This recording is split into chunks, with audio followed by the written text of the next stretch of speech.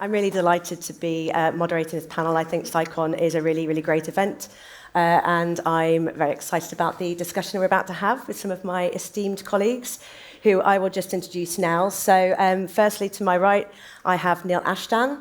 Neil is the author of the paper on which this panel is sort of premised, really. The paper is called Unity or Coherence, Shaping Future Civil-Military Intelligence Collaboration in the Cyber Domain.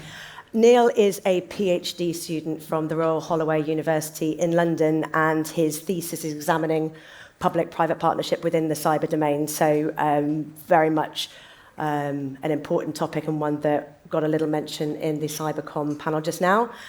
Previously to his studies at Royal Holloway, he was an open source threat intelligence analyst at Janes.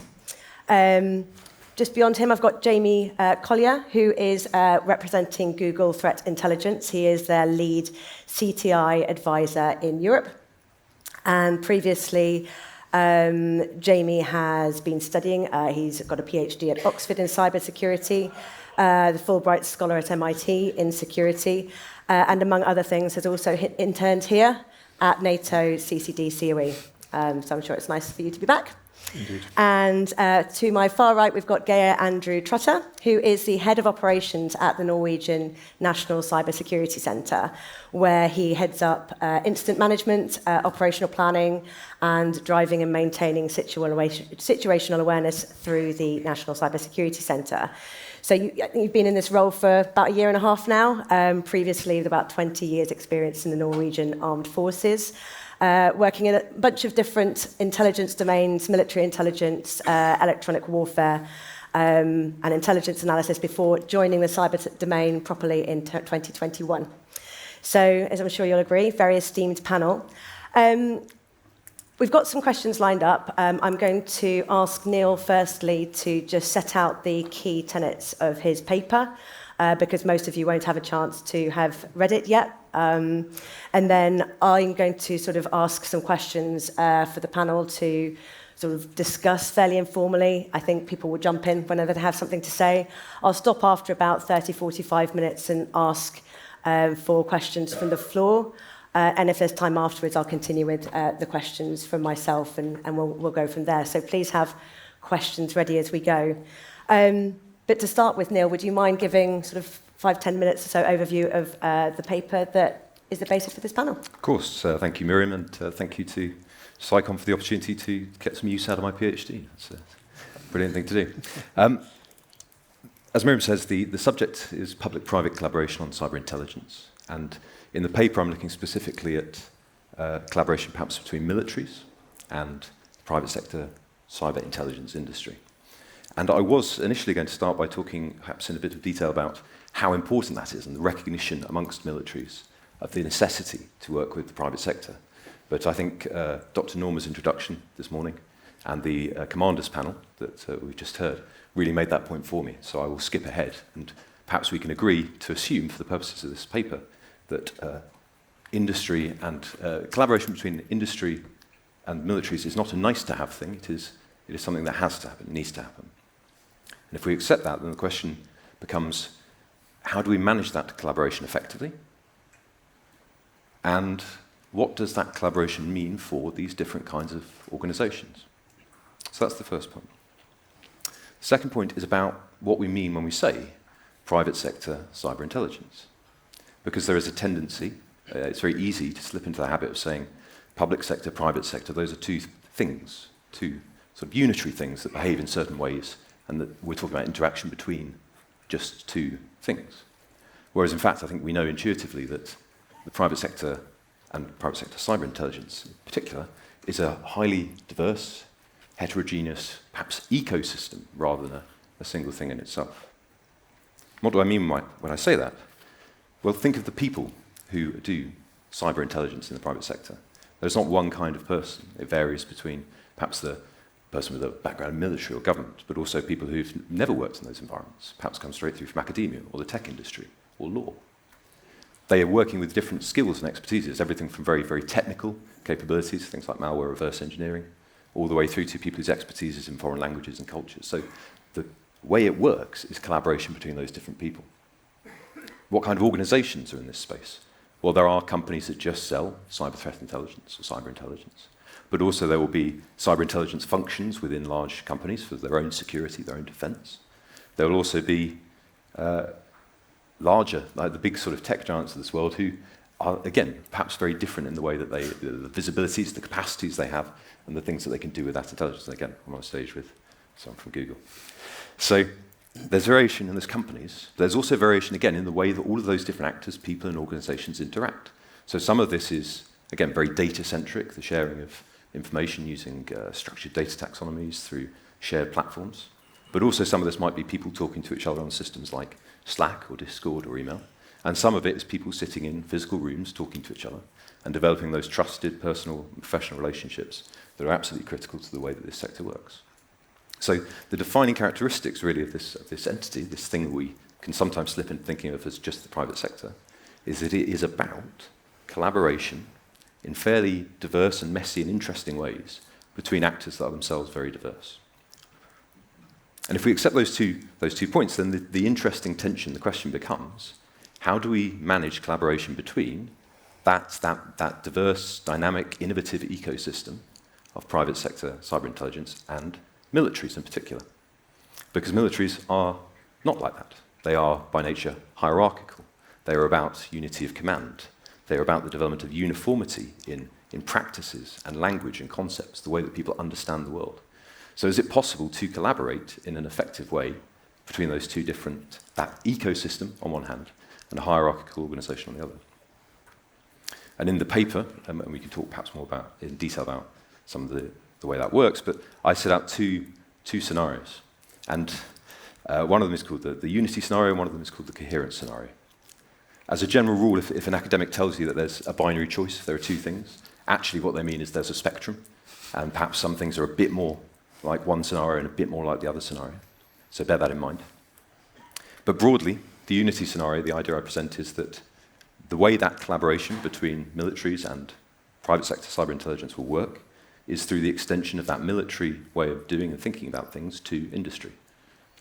Some of you who are in the workshops day zero yesterday will have heard discussions around things like creating command structures so that people know what to do in a time of crisis, who is in charge, effectively, that command structure idea again. Unity of action, uniformity of practices and of language and concepts. And in fact, this is a very powerful idea that to work together, to collaborate effectively, people in some sense need to speak the same language. Not language in sort of a natural sense like English or Estonian, but professional languages, technical languages, ways of dividing up the world. So that's the unity idea.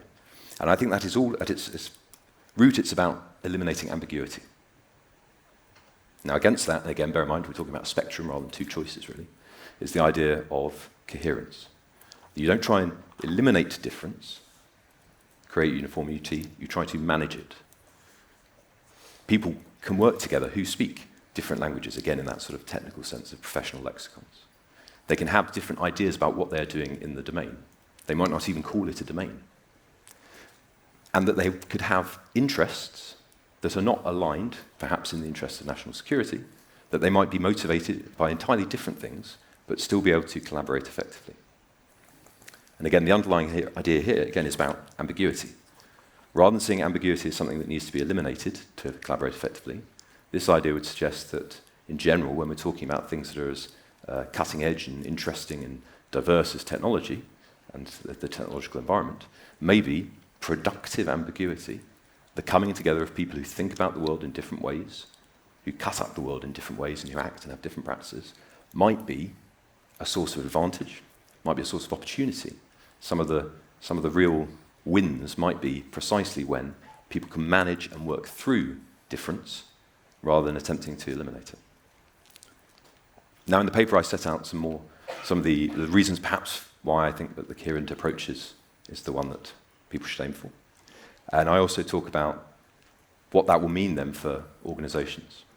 But I will, just one final thought before we pass it over to broader discussion about the nature of collaboration. What do we mean when we say we collaborate? I think if two people or organizations are collaborating, and at the end of it they are not both different in some way, then they haven't really been collaborating. If I tell you to do something and you do it and I haven't changed, that's subordination. That's me telling you to do something. I haven't learned anything. I haven't altered. And so if we really do want to collaborate between militaries, between states and parts of the private sector, then I think inherent in that, and the test of whether we've done it well, is that at the end of it, everyone looks a little bit different to where they started off. So I'll stop there and hand back to Miriam. Thank you. Brilliant. Thank you very much. So, two core models, alternatives potentially on a spectrum, potentially different use cases for different scenarios. So I think what I'm going to do is I'm going to ask some questions for the panel to sort of riff off that, and really we'll sort of take it back a couple of steps before we get into the more nature of collaboration and nature of intelligence. And I think obviously your paper's given us a view on some models for particularly sharing cyber threat intelligence as one example of collaboration. And what I wanted to start by doing is just take it a bit back to basics and just say, well, what are the core drivers? What are the core reasons for that threat intelligence sharing? And I think it'd be useful to take the opportunity of getting both a public sector and a private sector view. So Geirr, can I ask you to go with that one first? What do you think are the core drivers for that sharing of intelligence? Well, sharing intelligence is something that we do every day, really. And one of the core drivers that we find is trust. So trust between us and whoever we are cooperating with or working with, that is sort of a single main driver for the ability to share and the willingness to share, because we also have to have a willingness to share. So from our side, we, as a national sort of entity, we encourage sharing, and we work very hard to share whatever we can, intelligence-wise, be it analysis or be it raw data as such. I think also another second factor, in addition to trust, is the feeling of a shared purpose that would drive the willingness to share. Because if we feel that we're working towards the same goal and we have the same mission, that will definitely enable us and motivate us, in fact, to share information across boundaries that might be there in other senses. So I think that, from my point of view, would be sort of two main drivers that I would like to emphasize in this setting. Yeah.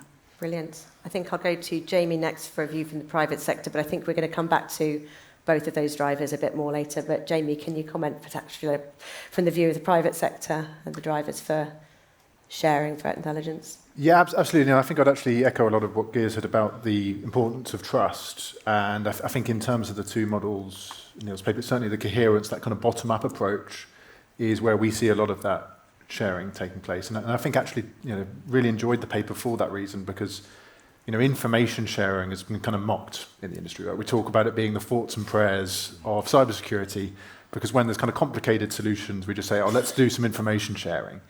We don't actually get serious about the detail. So that's what I really liked about your paper, is that it actually drove down into the detail, the operational reality, and I think certainly looking at trust in the way that you did is really important. So I'd encourage you all to read the paper. I think from a private sector perspective, it's an interesting time, because from a military context, so the way that they look at threat intelligence is quite traditional in many ways. And I think in the private sector, there's an interesting blend, and you talked about this in terms of the increasing diversity of the industry. And while private sector might have some folks from military, also getting people coming straight out of university and social science degrees. And as much as we want to appeal to the military, we also want to appeal to CISOs. And that might not be necessarily always talking about language of intelligence in that traditional way. We've got some young analysts that throw a load of memes and GIFs in their threat briefings. So I think there's a really interesting time right now with all these new entrants into the industry, whereas 10 years ago maybe everyone coming from an intel or military background. I think private sector is an interesting place in terms of the way it communicates, the way it does threat intelligence, which isn't always the same as the way that, say, the military might. So it's an interesting, to the extent to which each of those kind of actors, private sector, public sector, adapt to each other. Yeah, I think that diversity of skills is definitely one of the forming characteristics of this domain, if you like. And I'm interested in the fact that within the drivers for threat intelligence, you've got both the trust element, but also this sense of common perception. We're we both perceive the same threat, and so we're both interested in the same threats. And that can pull together people from a very diverse set of backgrounds. Neil, do you want to add anything to sort of the core, I guess, reasons that we need to have this threat intelligence sharing partnership in the context of today, really? Again, I hammer that point about diversity and the diversity of motives. Again, we could perhaps sometimes think, the public sector is motivated by one thing and the private sector uniformly motivated by profit. And precisely to your point about the backgrounds of people who work in these different roles, many of the people who work in threat intelligence, although by no means all, have come from a government and military background. They're retaining those connections. And so there can be that sense of mission within that function as well. But I think that the underlying, the thing that really is driving it is the recognition that is where the data is. The information is, the domain is created by the private sector. That is where the data is, and we've talked about this before. Intelligence goes where the data is. So. Yeah, so there's a necessity for piecing together the parts of the picture because the complexity of the picture needs the contributions from all different parts of the ecosystem, as you say. So let's, thoughts and prayers, let's get realistic about this. Like, what do you think are the main challenges with achieving this ideal of sharing information, getting to that need to share? I mean, let's reflect on the fact that this has been going on for a while. You know, I'm sure we've made lots of progress over the last, 5-10 years. So maybe reflecting on what improvements we have made, but what do you think currently are still the challenges? Geirr, I'll go to you first. Yes. Start this one as well, yeah. No, I think one of them, at least in Norway, then I feel we've come a long way from being able to share across private, public, military, and non-military entities. I still think we have a bit of a gap to fill when it comes to the mindset of sharing, especially from the government side, and realizing that there is a responsibility to share, as the cyber commanders also pointed out in the first session. So really driving the point responsibility to share and enabling, and we as a government entity, we see it as our responsibility also to enable the companies, private companies, as such as also to enable them to protect themselves, because at the end of the day, a private or a company has the responsibility for their own sort of cyber infrastructure, and enabling that, and then also triggering the sharing back to us and sort of getting that dynamic going is it's complex, and it's a little bit different from company to company, and then when you have a lot of companies, it makes it that picture quite complex. So I think those are challenges. They're not. It's not sort of an insurmountable task to work through it, but it's a challenge. Right, so Jamie, any views on the challenges or blockers that are still remaining after all these efforts? Yeah, and I think it's always that question of how do we go from superficial information sharing to kind of meaningful intelligence sharing. I think for me, there's probably 3 areas. I think one is getting really serious on collection. Right, we don't want to all be sharing the same commodity malware. We want to actually be having a serious view of what is the unique visibility of each participant. If I think of government, they can do far more proactive things in terms of targeting adversaries in a way that you wouldn't want private sector to be doing. Tremendous visibility within government environments.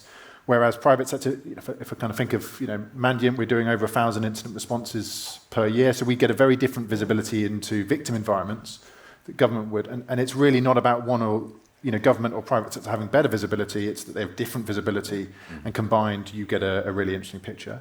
I think second is focusing on intelligence rather than information, so making sure it's actionable, making sure a lot of that analysis is done before it is shared. Now, that means there's more heavy lifting required, so there's interesting questions on who does that conversion of information to intelligence. Is it an ISAC, information sharing kind of committee? Is it the companies themselves and private sector involved, etc.?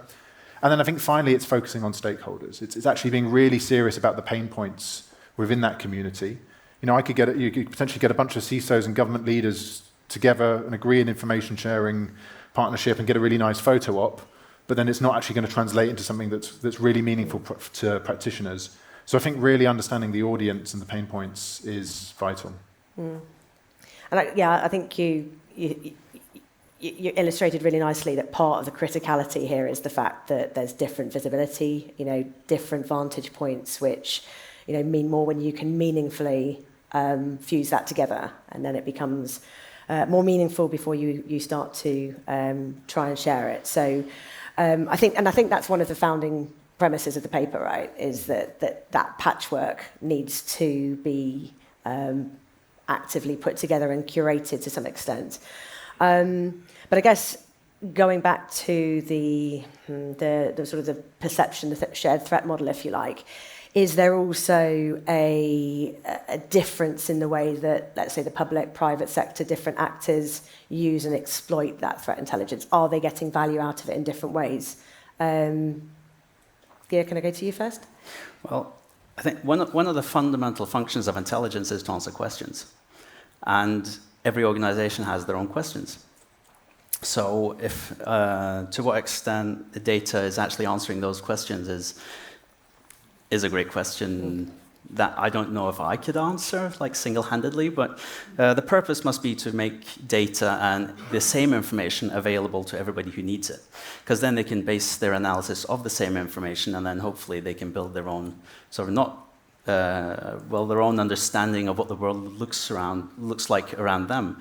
Because what we see is that each sector, each company has a different threat landscape around them, and the threat is different to each company. So some information or threat intelligence that is relevant for one company concerning a certain threat actor might not be relevant for another company who does not fall within the scope of that same threat actor. So I think enabling sort of this granularity and making information available to most is a key.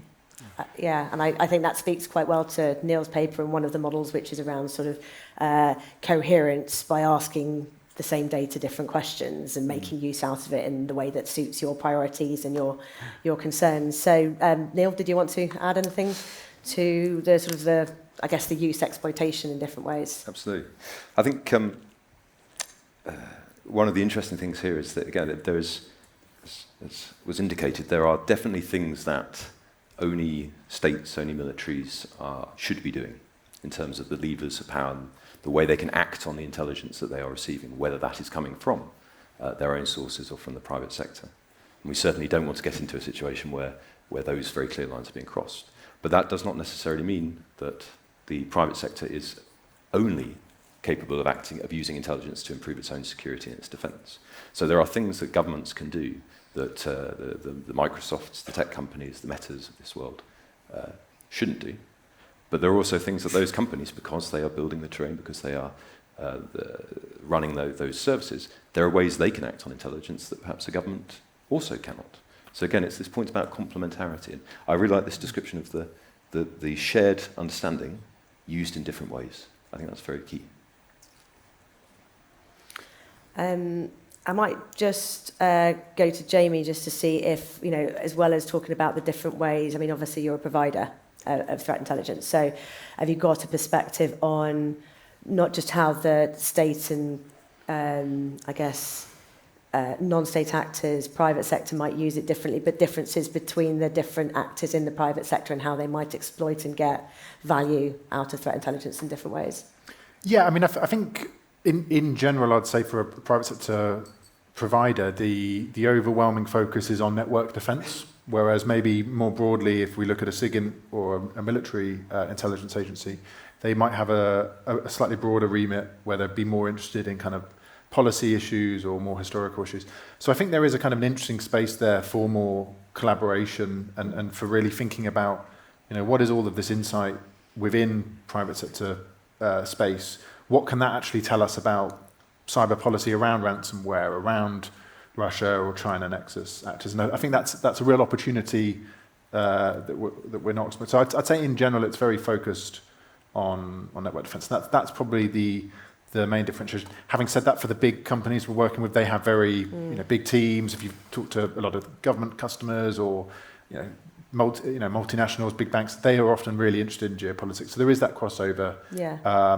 But I think it is still quite focused on strategic issues around network defense. Yeah, I agree. And I think what I've seen as well is that the primary focus can often be that, fairly tactical network defense, and then it sort of starts to feed upward into the risk and strategy function, as in where should we invest, what should we be, building our, more corporate defenses around, and exploitation. So I think that there is that sort of journey that particularly you see in critical infrastructure providers, which have to have this very strategic view of risk, as well as the network defence and the operations that sort of emanate from that part of the business. So that makes a lot of sense. I think going back to this piece around, Neil, you said, does it actually make sense to distinguish, public-private sectors? And we've sort of talked about the diversity in both in terms of the sources that those parts of the ecosystem can get access to, and then the different ways in which they're exploited. I thought, I wanted to ask the question, really, this paper is written really for a NATO audience, isn't it? And there's obviously a certain degree of common perception of threats and values. And I wouldn't mind asking, do we think that there's different ways of conceptualizing threat intelligence that might be relevant outside of a NATO audience, that might be, different if you're thinking from a non-aligned perspective? Neil, do you have any thoughts on that from your research? I think if you read the paper closely, you will see that it's a little bit carefully and productively ambiguous, in the sense that I talk about the relationship between militaries and private sector cyber intelligence, almost as if that were a generic universal phenomenon that was the same everywhere in the world. Whereas in fact what we are talking about is a relationship between the militaries of a relatively clear group of countries, this room, and cyber intelligence industry that, again, is fairly closely located in that, again, relatively well-defined group of countries. Now, there's a really interesting point that extends beyond the question of sort of cyber intelligence specifically, but just to intelligence and the way we think about that, particularly in academia, that we tend to focus on those countries as our models, and we don't really think about what intelligence looks like elsewhere, what it looks like outside of perhaps us and our main adversaries. And so if we go back to that point about the criticality of the data, that the way you defend yourself in this digital age is by thinking about what's happening in that world and having that visibility, then surely everyone in the world is going to be doing that. And people will be coming out with their own ways of creating that data, generating that data, different models for what that relationship between industry and the state looks like, and who's in charge, and how those collaborations are developed, that will look very different from the way it works in one relatively small part of the world. So the answer to your question really is, I don't know, but I think there's got to be more research to be done to see how cyber intelligence and that collaboration works elsewhere. Yeah. I think from my perspective, it's kind of interesting, talking about the different regions. I think there's kind of 2 points there. I think first of all, there's that. It's a bit cheesy to talk about the kind of the journey you go on with threat intelligence, but there is a bit of a journey where you maybe start off with kind of indicator feeds, that sort of stuff. You start becoming more proactive. I think then you often will get militaries that will want to bring in kind of embeds and people in the private sector to actually do some of that heavy lifting themselves. And then as you kind of build that out, you might actually want to then just play with the raw data and do a lot of the analysis and heavy lifting internally rather than externally. So I think there's an interesting question there. And then I think on the regional perspectives, I think also an interesting juncture at the moment for the industry, because I think on the one hand, there is questions about can we get more regional perspectives, companies maybe, or organizations maybe wanting to partner with CTI providers in region, and having that kind of regionalized perspective. Yet on the other hand, we're seeing a lot of consolidation within the CTI industry. You look at kind of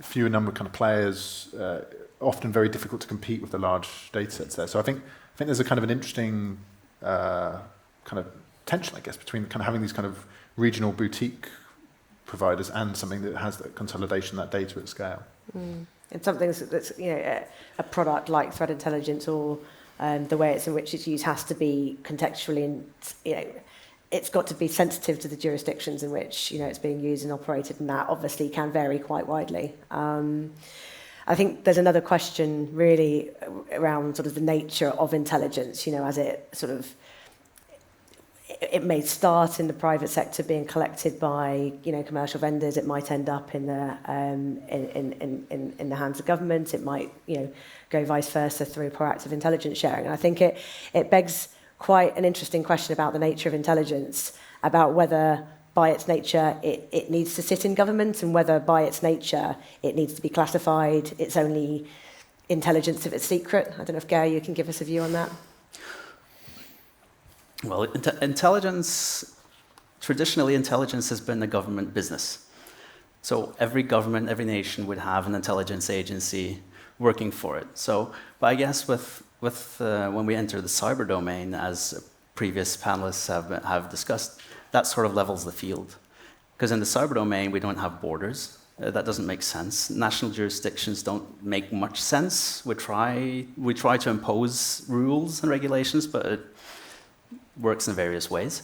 So I think that because the cyber domain is as it is, we will rely on, or it gives the opportunity also to private companies, to private individuals as such, to collect, to analyze, and create intelligence by themselves. Neil? I entirely agree. What I would maybe push back on ever so slightly is the idea that intelligence has always been a government business. Because I think if you go back further in history, before the 20th century, you would see that lots of different actors of different sorts had intelligence. And again, interesting question, is there a distinction between espionage and intelligence, and what does that mean? Academic talking about things. But it seems, it's very clear that there are things that are distinctive about the way government agencies with that remit to do classified work, with those levers, those sources of power, there's something distinctive about that, and it's worthy of discussion as a phenomenon in its own right. But to say that what Google can do with the data that it has is not in some way intelligence in the sense of supporting a decision by a person who has a real question and is thinking about the risk and the environment they're facing, that seems to me to be ridiculous. So yes, I think to the question, absolutely, intelligence can exist outside the state. Yeah, and I like your distinction between almost, I don't know if this was behind your wording, but between espionage and intelligence, perhaps the difference between the activity and the data. And obviously when you assign intent or rationale to things, they may creep up the classification scale. And it's not been mentioned as one of the blockers or the barriers, but one of the traditional barriers to threat intelligence has been deciding what you can declassify, so you can share it with use without compromising sources or intent. Any other comments before we move on? I think, at least for me, it's interesting the degree of independence in terms of the public attribution space. And different CTI providers have very different views on what they put out publicly. I feel fortunate I'm in a company that is pretty happy to kind of talk about a lot of the things we've seen publicly. But we're often talking about incidents that have quite profound geopolitical impacts. So for me, it's interesting that you've now got commercial actors that are talking about these things publicly in a way that is largely independent and fully independent from government actors. Whereas government will often have a very different set of kind of equities and considerations when they're going to come out and publicly talk about something. So I think that issue of public attribution, how it's done, why it's done, the thresholds of which it's done, that is very, the kind of traditional playbook's probably been quite disrupted in the last few years. Very much so. And it's a very interesting set of calculus decisions, isn't it, in terms of, you talked about, the risk appetite from a threat intelligence company, the risk appetite for putting things out there and potentially, risking the, the scrutiny that comes with that. And then the layer below that is very much, how does anyone, analysts, in-house organisations, get the confidence that they need, whether or not it's public, to confidently attribute a set of activities to an actor and an intent for the purposes purely of situational awareness, which isn't public at all. So I think that's a very, very interesting area, and I know that one that probably would be an entire separate paper in itself. Yeah. And just a sort of final thought on that point, that calculus, that decision that you're talking about, already in this conference we've talked about the spectrum from sort of competition through crisis into conflict. And how does that calculus change? How does that decision change for actors in the private sector as states move through that spectrum? I think actually on that point as well, it's also getting beyond that lazy thinking. You know, you kind of alluded to this, you know, government motivated by mission, private sector motivated by profit. And actually I think the equities for publish or not publish are far more complex for both sides. Yes, very much so. There's a forward trajectory, there's a history, and there's the current, reason for attribution in that moment as well. Any final questions before I might put it out to the audience and see if there's any questions at this point? I can't really see if anybody's got their hand up, but if anybody's got any questions, we have got a bit more time. We've got a bit more time, so we will carry on with the discussion, but I can see there's one question in the front row, so if we can go to that one.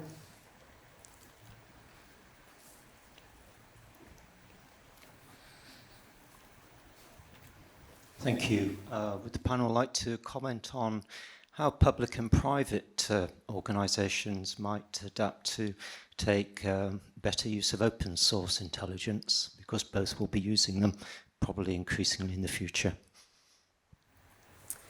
It's a great question. Who'd like to start? Neil, go on. Yeah, okay. So I think this is a really good example in some ways of the point about cultural change and collaboration. So I think it would be quite difficult to find someone in government or in an intelligence role who would not say, we need to get better at using OSINT. And they would tell you, the majority of the world's data is out there and you can solve 90% of the questions with it. And so they would be in favour of that, but I think there can still be a cultural resistance, perhaps, to stuff that is not from those very expensive and hard to run sources and methods that are not OSINT. So I think that's one interesting sort of point about the broader change that lots of different organisations are trying to go through. I think the other sort of broader observation perhaps would be in an environment where what is so important is visibility into data, and where some of that data is proprietary and is owned by, it's not classified, it's not secret, but it's owned by a company, or it's that company's IP. Where does that set on that spectrum of OSINT? Okay, to your point, getting beyond the lazy thinking of thinking just government secret versus private sector must be open. I think for me, I'm probably a bit of a traditionalist. I think, OSINT is the kind of thing everyone's talking about at the moment. And, from a kind of private sector lens, you have a lot of OSINT CTI providers now. And I think actually, while it's extremely important, extremely useful, that perspective is becoming a bit commoditized. Whereas I think the edge is on that primary source visibility. And I think OSINT can, depends on what you're talking about. I think OSINT can provide a high-level overview of what Russia's up to in Ukraine, those sorts of things.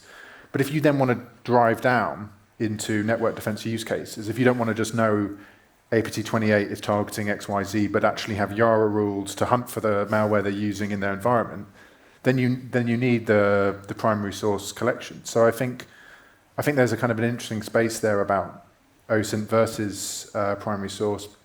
And at the same time, a lot of the industry has been shaped by OSINT. So if we look at, say, dark web monitoring, which is something that's easier to do and kind of, more available, I think that's meant that a lot of providers have tried to shape the CTI space as if, dark web monitoring is the kind of hammer for every nail, when that's not necessarily the case. So I think while OSINT is important, we also need to just really be rigorous in what it provides and what it doesn't provide.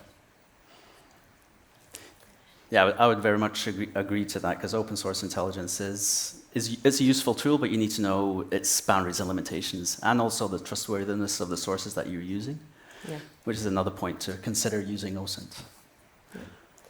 I think there was another question at the front here.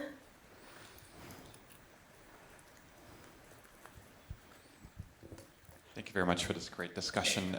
I have a question with regard to the practicalities of actually making this a reality, because all of your examples and anecdotes, I think, lead us in the same direction that we need to do more, we need to work better on this, but what are some of the examples that you have found in your research or you've done in your respective work, how this actually works? Because quite often, from my experience, we agree that, public-private cooperation is super important, we need to do more, but then it fails because of compliance issues or other barriers that are preventing mutual data exchange. And then quite often governments end up saying, you know what, we'll just pay for it.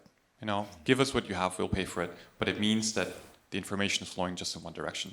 So is that sort of the best we can do, or can we elevate this in some way or fashion to a level where we can say like there is an effective two-way street collaboration that's not just dependent on monetary exchange? Thanks. Yeah, brilliant question. Who'd like to start? I could Jamie. begin.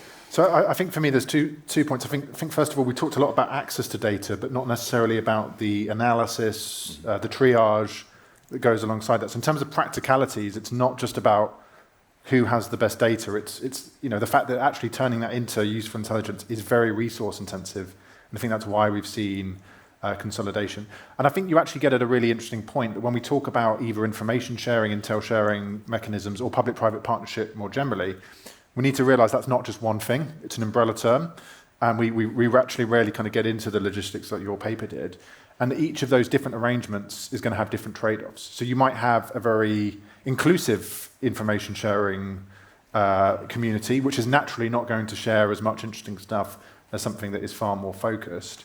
And I do think you get at an important point where when we look at those trade-offs, there is a kind of there is a limit to what's going to be done on a kind of voluntary kind of goodwill basis. I think out of the two models you kind of provided, I think there is that third in terms of more serious contractual agreements, having kind of private sector contractors, full-time embedded into militaries. And I think, while I don't want to kind of sit on a panel and start flogging, CTI services, I think there is an important role for that. And I think if you speak to the militaries doing that, there's operational unique benefits you get from that sort of approach. So I think there is an interesting question there about the extent to which this is kind of voluntary information intel sharing partnerships versus something that is a bit more substantive. It's quite interesting actually, because I think you've almost drawn a bit of a set of alternatives between some of the issues that traditionally are blockers around sort of compliance issues, can you share it, classification, those sort of blockers which, even if you can circumvent them, may remove the time criticality element. So by the time you shared it and redacted it, it's not as useful as it could be. And on the other hand, you've got the sort of the idea that capitalizes on these trust relationships, which is this idea of embeds, and the idea that you've got people at the core of this threat intelligence sharing relationship, catalyzing it from almost a position within, which we haven't really touched on yet, but I think that there are plenty of models where that seems to work quite well. Whether or not it's scalable, I think, is a different question. Yeah. Just to echo the point, collaboration is not this dial that we turn up or down. It is more people talking to each other in particular channels, in particular rooms. And so if you say, we're in favour of more collaboration, then you have to perhaps be willing to say, well, who are those people and who are they going to talk to? And I take the point about, sort of the anecdotes as the basis of the way I think about these things, but I'm going to give you another anecdote, which is it's from my thesis, and it was an interview I did with somebody who worked in UK government. This is all public. And this was a person who was working within government, and to get access to data from a private sector provider, because of certain technical restrictions on what they could take into their place of work, they effectively had to phone up a person they knew who was a friend, who could then, a trusted relationship, who would then pass that information to them through a sort of slightly circuitous route. Now that can't possibly be the best way for those channels of contact between those two people to be working. So again, there's a technical challenge there to be fixed, but there's also a sort of social and cultural challenge about what it means to be doing certain forms of work in certain institutions. Mm-hmm. Yeah, I would like to add to that from our sort of day-to-day perspective, from working at the National Cybersecurity Centre. What we experience is that if we do have an established relationship with a company or with an actor or organization, then it's easier for the information sharing. If we have agreements in place beforehand, then it's also, that enables us to share, because sometimes when we work with new companies that we haven't worked with before, we often see that there's a reluctance to share at the lower levels, at the technical levels, because they don't know what their boundaries are. They don't know what they're allowed to share, what they're not allowed to share, and that hasn't been discussed at the leadership levels, that it's okay, it's actually okay to share with the National Cybersecurity Centre. So I would say fostering relationships between or before the event or an incident actually happens is key to having that ability to share information when we actually need it during an incident response. Yeah, I think I'm glad you said that actually, because that was triggering something in my mind around these, potentially these two different models that you've got might sit better in certain situations. For example, which is better, unity, the unity model or coherence model in, for example, a conflict scenario or crisis mode. And to your point, Geirr, about what you can put in place in terms of building up those trust relationships, those established relationships and connectivity in advance of getting to that mode, so that you can not dial it up as such, but certainly move to much more of a unity model when it's needed. I think it's also interesting the extent to which, if you want to have that really meaningful exchange of intelligence, do you spend money and investment and time building those institutions themselves, or do you actually invest all of that in the conditions that then facilitate organic intel sharing? I think to give a kind of a slightly simplistic view, do you create an intelligence sharing mechanism, or do you create an event with a decent amount of money behind a bar, and everyone gets to know each other a bit better, and then gets talking? You actually invest the money and the time in things that are going to build those relationships that might actually create intel sharing in quite ad hoc ways. Yeah. Might be people kind of set up a Slack channel without there being any kind of official institutional relationship there. So I think that's kind of an interesting question for any kind of military that's thinking about this more, is how much they focus explicitly versus the kind of broader sense. I think I'm going to come to the more questions over there in a minute, but I think it's a really interesting question there. I spent a few years in the world of cyber capacity building, where one of the key things you need to do is be able to measure the value, measure return on investment from that sort of effort. So I think it'd be quite an interesting question to consider. How would you measure which of those mechanisms have been more effective? Is it the number of Slack channels popped up? Is it the amount of data that's communicated on it? Or is it some sort of readiness and response in the event of a crisis? I think I saw a couple of questions over there. Yes, there's a few questions over here. If we've got a mic in the second row, there's a lady in white, I think. I think there's about 3 or 4 questions to come. She suggested I just go ahead since I had a mic. Go for it, yeah. A question of sustainability of the relationships. There's a lot of collaboration that comes up in the aftermath of a catalytic event, like Ukraine, of course, and a tremendous kind of come together on collaboration. But I think there's a question of have you seen anecdotes or examples where that's really been a sustained collaboration absent an ongoing contractual relationship that easily factors into the ROI for a threat intel provider? What are some characteristics of those collaborations that really keep the momentum going in the longer term beyond the sort of initial event? That's a great question. Would anybody like to have a go at that one? There is a paper that came out about intelligence sharing within the UK university sector, so within the teams of people who provide security for universities. A fascinating subject in its own right. But one of the arguments in that paper effectively says a lot of this depends on the fact that there are a bunch of people who are perhaps not the most senior people in those teams who know each other and talk to each other. And they effectively are the means of that intelligence sharing communication. And the paper says, this puts a lot of burden on those people. And it means that also if they leave, then things stop working the way they had been working previously.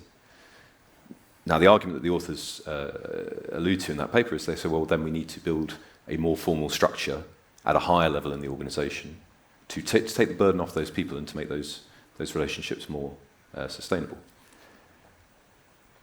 I agree it would be useful to have that additional model, more forms of collaboration, more forms of communication. But I think if that were to be at the expense of those perhaps ephemeral but really important personal interactions, then that would be a net loss. I mean, I think it's interesting. There's that kind of, if someone were to get run over by the bus, would these things sustain? And I think a lot of these are very fragile. So I think focusing then on how do we have sustainable community building, not that institutional level, but the actual trust relationships between the analysts, Are there regular events where people can actually build those relationships and maintain? So I think that is probably the most important thing. And then I think it's also thinking quite seriously about the work that goes in before. So, there's been a lot of discussion around industry's involvement and the assistance it's provided to Ukraine, for instance. And that didn't just happen, right? There was a lot of relationships there between kind of tech companies and Ukraine for many years. So I think it's often kind of the pre-Intel sharing, what's going on there, what relationships are kind of being built, what initiatives are taking place within those regions. It's a funny thing, isn't it? It's about the curation of these relationships that are going to need to be fed and watered somehow, and that might be, we're talking about an industry full of investigators and analysts who are constantly looking for new things, and there are always new things. So maybe that is the element that keeps sustaining the relationship and the sharing. But you're right, the curation of those things really gets called into action in times of crisis, and so there's got to be an element of proactive ensuring that those relationships and that sharing is happening, even if actually it's very low effort. And it might be, as you say, sort of bringing people together on a regular basis to share what is new. Case in point.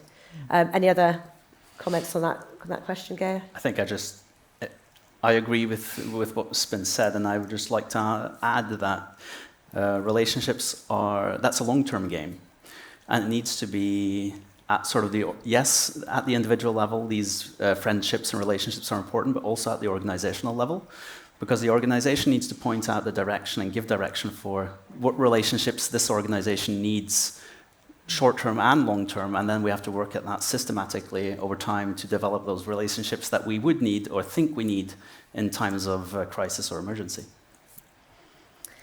I think there's possibly more to explore there.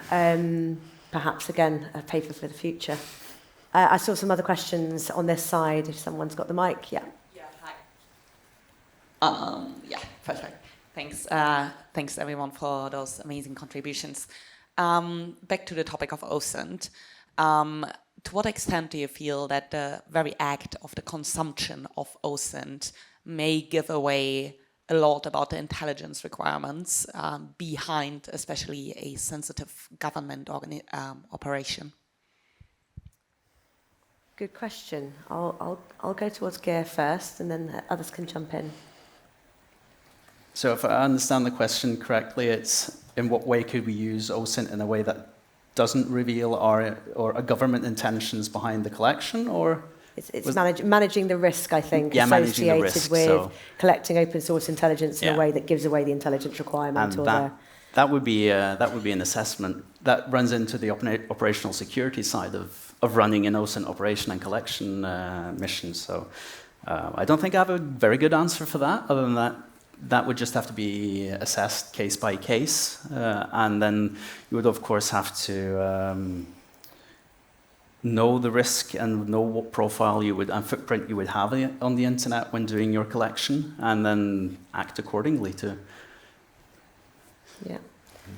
Yeah, so I think the answer is there is a risk that it needs to be understood and managed in part of the collection.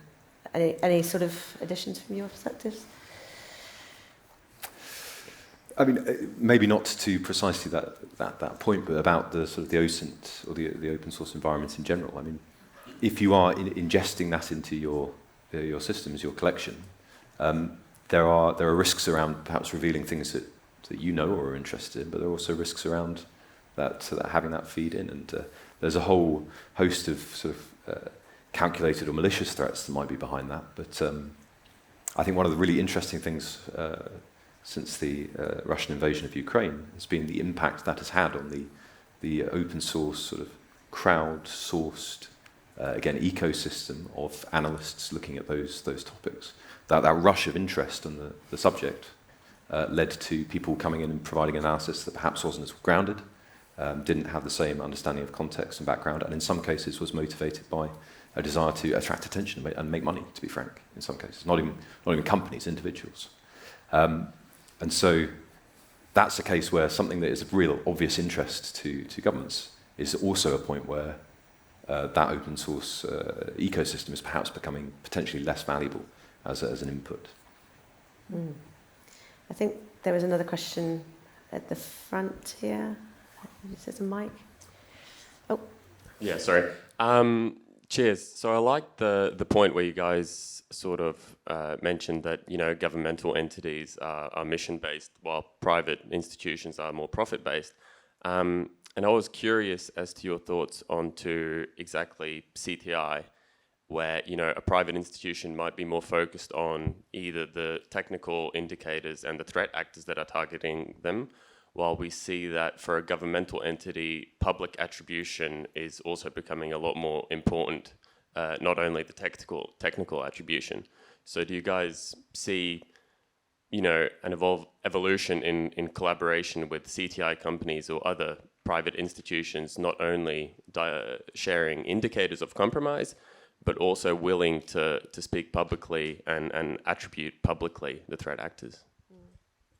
Yeah, I think I think I'd probably go to Jamie for that one. We touched on it already, but yeah, I guess going a little bit more into how private sector actors can contribute almost to the sort of the deterrence value, the diplomatic value of sort of the public attribution, which is something that certain nations see as part of their strategy. Yeah, sure thing. I mean, first of all, I'd say that the kind of profit motive versus mission motive dichotomy is simplistic, and I think you know you speak to industry and a ton of really mission-oriented people, and actually, you know, there's just so many other equities for both parties and in thinking about these issues and the motivations behind them. I think in terms of the, you know, we look at, you know, Mandiant kind of Google Threat Intelligence, we look at attribution on kind of 3 tiers. You've got the kind of technical attribution, which is, you know, are these 2 clusters related? Is there overlap in the, you know, pivoting off IP addresses, et cetera, et cetera. Then you get up to the kind of stage where you're doing what we'd call operational profiling, which is, you know, we're not necessarily sure if this is PRC or GRU, but we know this is a financially motivated group or a group that is espionage motivated, that is kind of generally focused in these regions. And then I think you get into what we'd call strategic attribution, which is probably, you know, what you're kind of getting at in terms of specific identities. And as you move up those tiers, they become much more resource intensive. You need much higher quality data, much harder to do, much more kind of analyst kind of heavy lifting required. So I think then there's a really interesting kind of question of when does private sector play in that space? You know, Google Threat Intelligence / Mandiant, we've got a kind of track record of doing that, but I think that is largely because you know, we've got a customer base in that space, and I think there is also a danger of a lot of CTI companies kind of trying to play SIGINT almost and trying to do too much of that without the foundations in place. It's really, to get to that level, you really do need that technical attribution, that operational profiling is the real kind of anchor, and it's only really at that point that, you know, you can start to think about those other things. You know, often you would need a different type of data that only government would have for those. So probably a few private sector players that can do that. But I think it's really important that private sector isn't kind of loose on the discipline required to get there. You know, see on a, you know, reasonably regular basis, entities getting that wrong, kind of being called out on Twitter, and lots of kind of toxic discussion in the community, and I think we want to move past that for sure.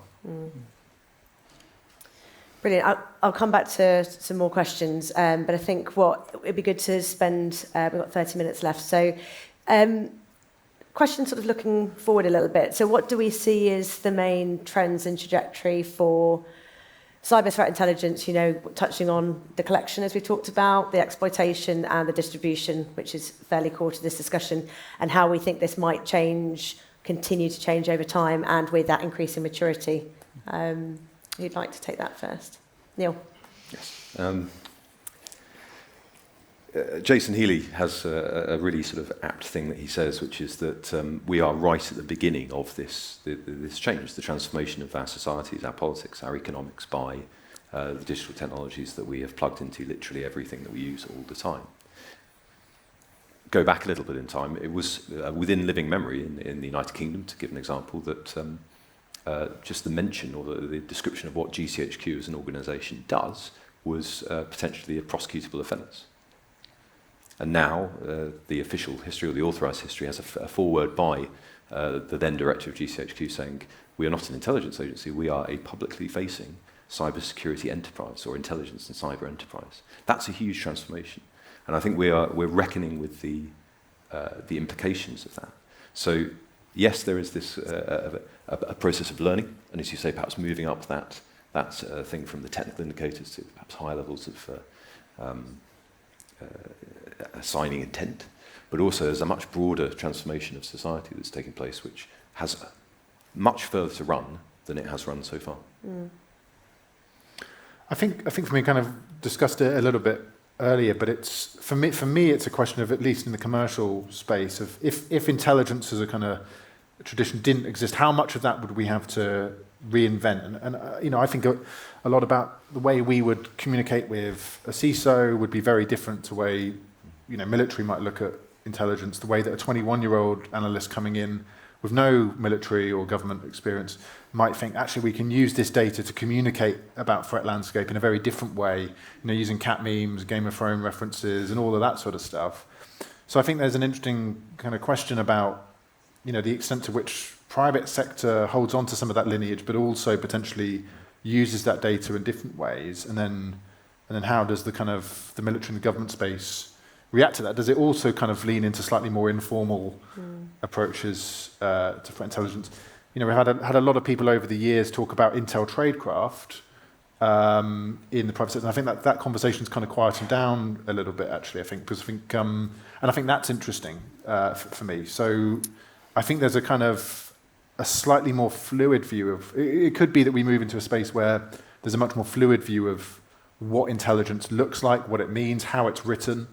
And yeah, I think that there could be a kind of chaos in that, but also some quite interesting ways to leverage that insight in a way that makes that, you know, threat data more accessible. Yeah. And I think that if we're in that situation where, you know, there's a lot of exploration, expansion, chaos potentially, as you put it, there does need to be this way in which it can function efficiently and effectively in times of, you know, crisis. Yeah. So I think we need to have our eye on that while we're allowing that chaos to happen. Geirr, anything to add? Well, as trajectories for the development of threat intelligence moving forward, I think threat intelligence will always be driven by the threat actors, what they're up to and how active they are. So that's definitely one thing I see that will continue to shape both the need for and what type of threat intelligence that will be required, and also technological development. And these are the same things we come back to every time. It's threat actors and technology, they go hand in hand, because all technology they have vulnerabilities and they will be exploited. So I think that's, I don't foresee very much change when it comes to threat intelligence as such. What might change will be the way we collaborate about it, and that's sort of within our grasp. What we can do, we can sort of affect and shape that future, I think, through our policies, through our mindsets, and the way we think about threat intelligence and sharing. And I guess there's a bit of a question around, you know, the drivers, the shapers that come from the technology, what the threat actors are doing, and, you know, the sources of data and how that's sort of driving some of this change, and potentially some of the sort of geopolitical situations and the crises that we find ourselves in, and how that might drive some of the change to both the data and the people who are working to analyse it. So I think one more question before I open up again, and that's really what can we observe really around the development of skills? Jamie, you sort of started to touch on it there around how sort of skills are expanding, diversifying, etc. But any observations on the way that the skills in this field are developing and what that might look like going into the future? Neil? I think, again, it came up in this morning's discussion with the cyber commanders, this question of what does recruitment and retention look like for all sorts of organisations in this space. If we think that there will never be enough people, perhaps, who have that in-depth knowledge of how these systems work, and that there will always be a degree of competition and different equities for the people involved, family life, sense of mission, money. Do we end up in a situation where there is sort of zero-sum competition between people for those between organisations for those people? And the idea that if someone walks out the door, I've lost them, versus the idea that, again, this is about an ecosystem. It's about the cultivation of the health of an ecosystem. And that one thing I could perhaps do as an organisation is be really good, not necessarily at retaining people, but staying in touch with them. Just to be, just to be friendly. Continue to engage. Make it so that it doesn't have to be they have to come right back through the door. And I think if you could move from that, I think as we get better at moving from that to that mindset that once you're out, you're out. I think that might address some of those issues around the wider societal availability of skills and capabilities.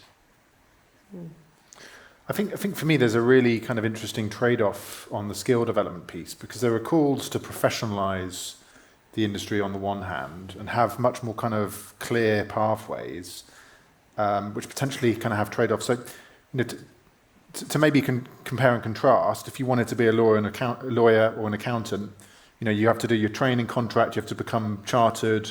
You kind of have the first 5 years of your career really kind of paved out in this kind of really clean way, which gives you some comfort if you're kind of looking for a job, last year of your kind of degree. But it's also, a little bit predictable and, for me, not as interesting. Whereas for something like threat intelligence, none of that exists. It's a little bit ambiguous. You have to be comfortable with a degree of ambiguity as you search for a job.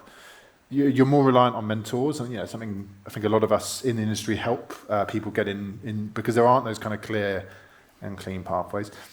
But then that does also create tremendous scope to kind of pivot, move around in the industry. I quite like the fact that the cybersecurity industry has people from different backgrounds, and there's not this very kind of rigid traditional view of what a CTI analyst should look like. So, I think there's plenty of learning resources online, and we're kind of getting better at that. But I do think it's interesting to think about those kind of trade-offs as we try to professionalise. Interesting challenge. Geirr? Yeah, I think professionalizing is the way to go, because today, what's the way into cybersecurity today?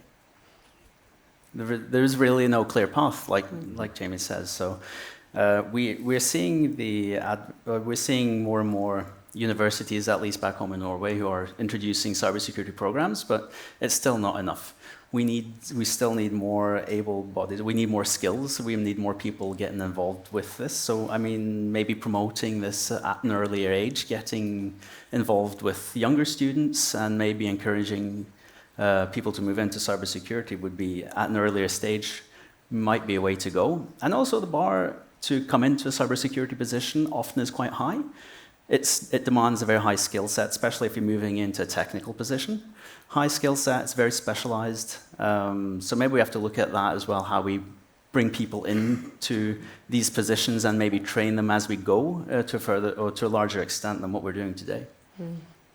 I think there's some interesting draws from moving from other industries. Obviously we spent a lot of time just talking about threat intelligence.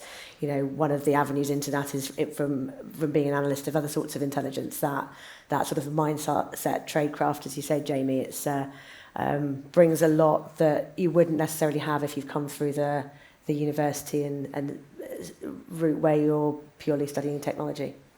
So I will open it up for any more questions. I can't really see very well. I can see a hand just over there, and then we'll come to the one in the front. Hello. Thank you very much for the fantastic discussion. I had a quick question on CTI cooperation as the object of malicious activity. So as you rightly noted, a horrific amount of really productive work happens in extremely ad hoc Slack channels and sort of decades-old mailing lists. We're talking about this in TLP Clear. It's quite clear the threat actors know about this as well, and they're actors that have demonstrated an interest in going after CTI about themselves, that have used the DPRK Nexus actors, for example, in years-long campaigns using social engineering to sort of introduce themselves into some of these communities. And so I'm wondering, I guess it's the cyber threat intelligence counterintelligence dilemma, but what role is there for actors along the sort of public to private spectrum in ensuring that this cooperation is in itself secured? What do we need to rethink? Thank you. That's a great question.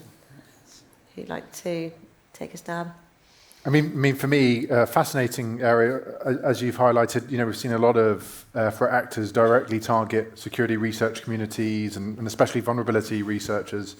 But this would certainly be something that would be a very attractive intelligence target. So I think all I can really say is I concur. But I also think there is that weak underbelly on a lot of these more kind of personal security issues within CTI industry. I think it's only a matter of time before people kind of really do get found out in these different spaces. So yeah, I think thinking about those areas that aren't necessarily under kind of the traditional security controls of an organization or a security company's kind of security portfolio, I think that's kind of an interesting, almost kind of shadow IT issue as well. All of those sorts of areas probably not discussed enough.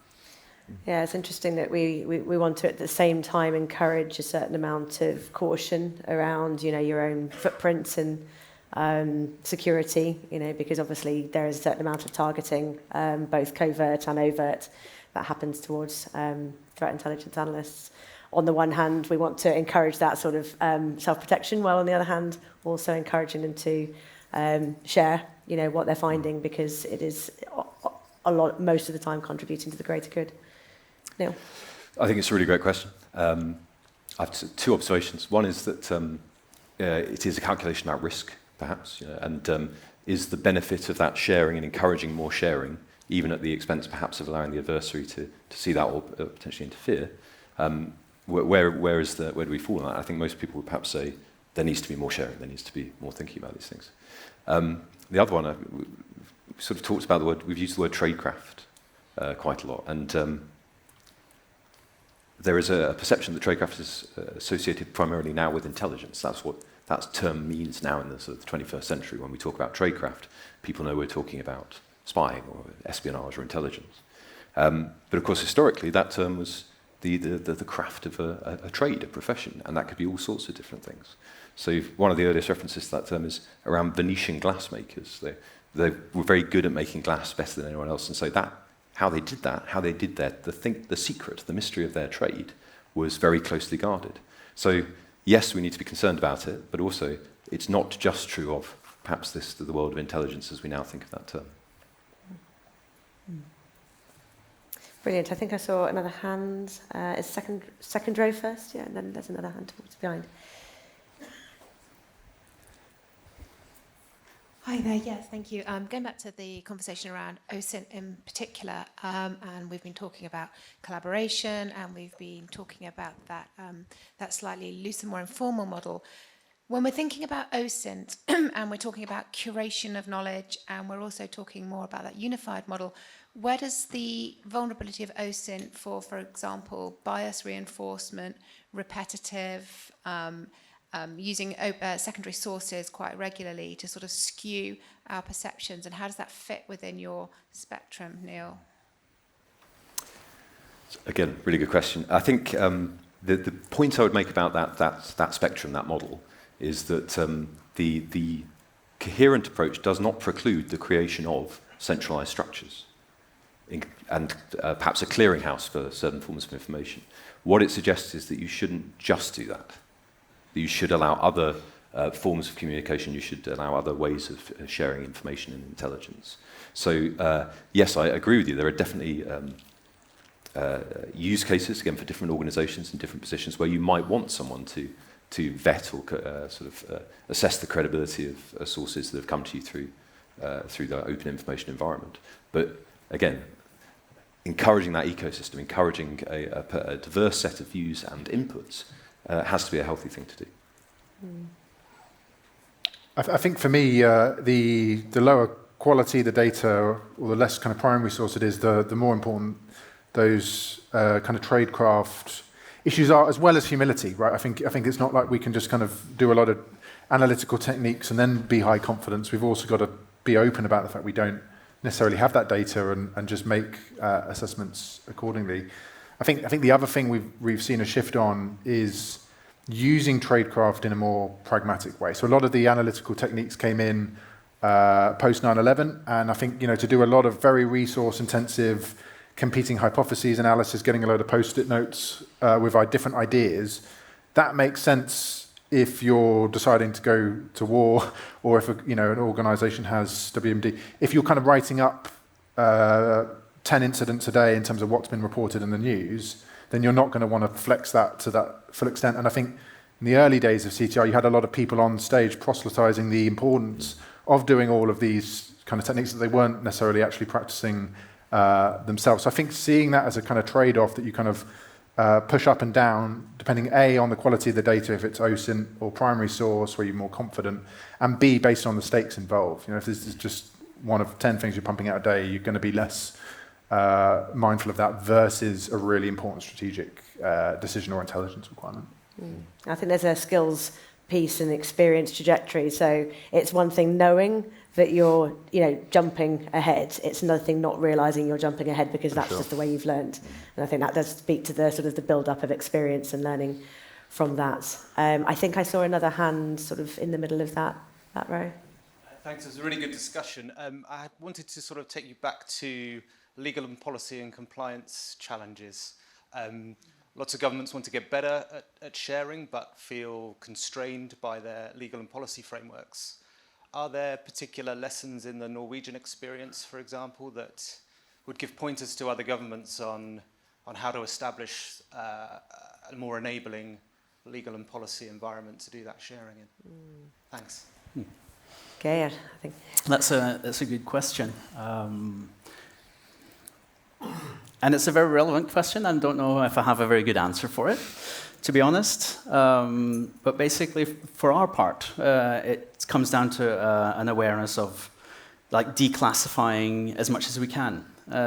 Often we do get unclassified indicators or information, and we push as far as we can to share and make it available to our partners. But then again, dealing with classified information is another ballpark, really, and you have to do the assessments, and each country would be different in that sense, and what they deem classified and not classified, and where the thresholds are between different classification levels. But yeah, I think just pushing the mindset on the responsibility to share and the need to share to enable sort of the common ability to protect whatever we need to protect, our core values, be it corporate systems or be it government or national values, and that we need to secure. I don't know if that was a good answer to the question, but at least it's something. I think for me as well, it's also about having that tiered approach, right? Yeah. So what you might be willing to share with, let's say you've got a contractor from a company that's embedded, that's got all the clearances, former government person, you might be willing to share more with that entity versus, or that individual / company versus a more informal, more inclusive sharing agreement. I think having that sense of the different tiers of where you're sharing with who, I think having that kind of spectrum is really important as well. Yeah, I think so, definitely. And that also, it's not only like government classifications, but it's also this TLP system that's also broadly used in the which also limits distribution and sharing in the cybersecurity community on the civilian side. I think there's no escaping from having to look at the legal system in place, the legislative environment, and not just what's written, but how it's interpreted, how it empowers or disempowers those using it from sharing or not sharing. So I think that that's got to be done if that is one of the things that is causing a blocker to a vision.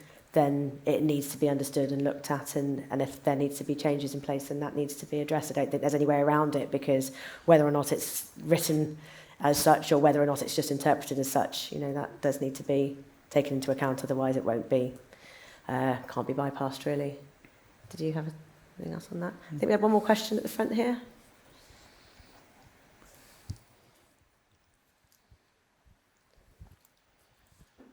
I would be interested in hearing the panel's thoughts on the rising trend of living off the land techniques and obfuscation networks using compromised devices, reducing the efficiency of signature-based detection. And I think, Jamie, you referred to it as sharing superficial information.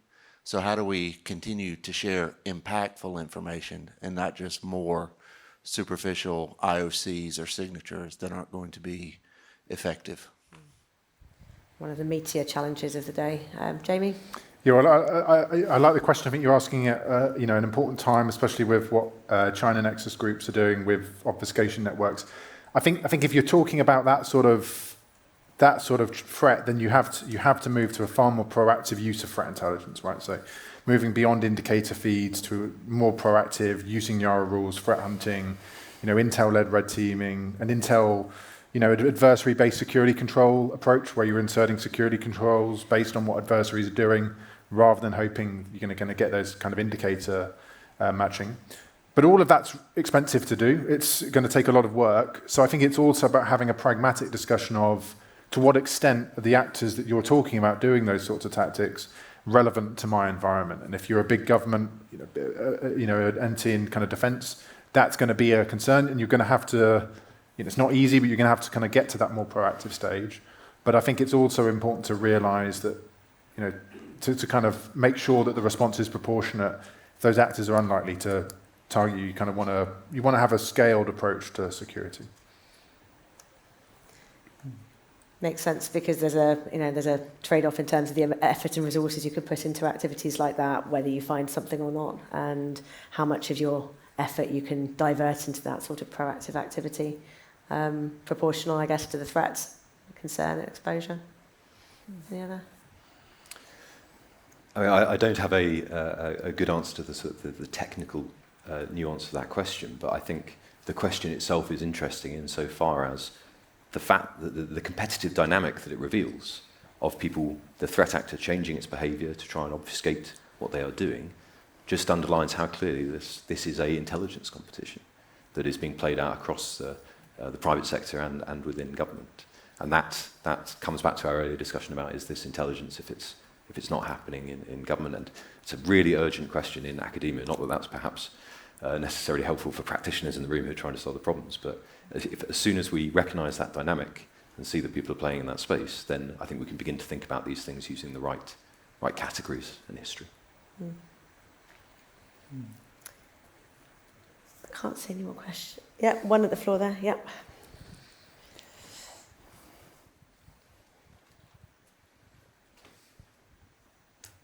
I'd like to follow up with this gentleman's conversation over here. I'd like to get some comments, particularly from the Norwegian CERT, on the Luxembourg-based MISP framework for open threat intel sharing, as well as for the OASIS open framework. The University of Oslo in Norway is doing some research with the Cacao framework. There have been some other ones been developed by Johns Hopkins Advanced Physics Laboratory. Since our adversaries are operating at millisecond speed, we're dealing with silicon and not biological adversaries. What are your viewpoints on a standardized open source framework for sharing threat feed within the defense sector, but also private sector? Well, my general view is that it's probably useful. I don't work like in the technological dimension of cybersecurity, that be said up front. So, but we do run several platforms for information sharing nationally, and we try to keep them updated. But there is also a challenge there, keeping them updated and having the relevant information there for everybody to use. So yeah, it's challenging to keep up with the pace. That's my comment.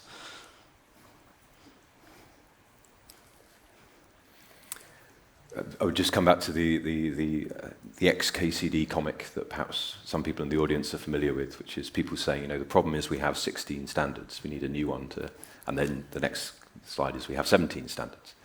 Now, again, I'm trying not to suggest the question is a foolish one. It's not. This is hugely important, and the promotion of those frameworks to enable communication is a huge part of what the work of this field involves. But there will also be other parts, and there is ultimately, as you say, behind it, a human adversary. These are technologically enabled social problems as well as technical problems. Like many things, the answer is part technology, part people, part process and organisation. I think one more question in the front there, and then we'll probably have to wrap up. Just here.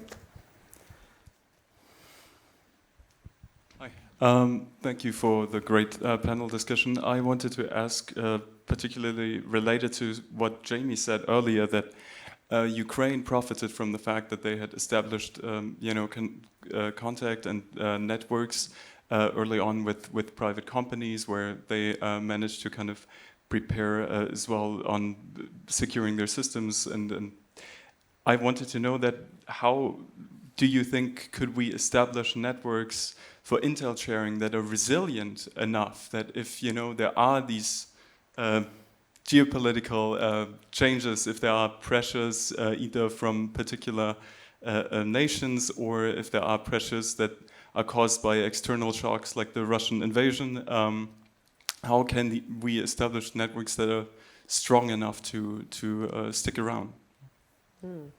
Neil, that probably sounds like one for you to start on. Yes. Again, I would return to the idea of thinking of this as an ecosystem that is shaped by a variety of different factors, and perhaps the thing that has the history of private sector cyber intelligence has been of a relatively stable geopolitical or security context and economic factors. We talked earlier about amalgamation and that being the thing that drives collaboration to the people, the targets of intelligence collection. Who are we interested in? And what will be interesting, I think, in the future is what happens to that ecosystem when geopolitical factors and shifts along that spectrum from crisis to conflict start to shape the industry in a way that perhaps has not always been the dominant factor up to now in its history. I'm fascinated to know what the... I think I would actually also encourage you to think more broadly than just intelligence sharing. Right? If I think of a country that's going to go through a kind of conflict situation, then I think number one, incident response is probably where you want those relationships first and foremost with providers. If you don't, you need to have that response capability, remediation, be able to do that agile, in an agile way at scale. Is that something a government can do on their own, or do they need assistance from others? And for me, that would be. While I'm a CTI fanatic, I think incident response is more important, as is resilience. Right? I think if we've learned anything from Ukraine, it's not necessarily just about stopping it. It's the spinning back up. It's maybe kind of the role of kind of cloud and other providers there. So I think intel sharing has got to be part of a wider relationship and a wider set of considerations there. Yeah, I would definitely agree. It has to be sort of broader founded relationship and again, it builds over time. I think relationships definitely need time, and we need to cultivate them and treat them as long-term projects. Indeed.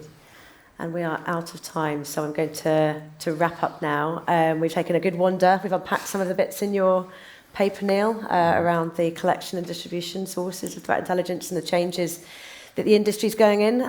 We've maybe studied the different models along the spectrum of the unity and the coherence model, so hopefully lots to think about, and hopefully everybody gets a chance to read the paper, and we can continue to discuss in the interim. But for now, please join me in thanking my panellists, Neil, Jamie, and Geirr. Thanks very much.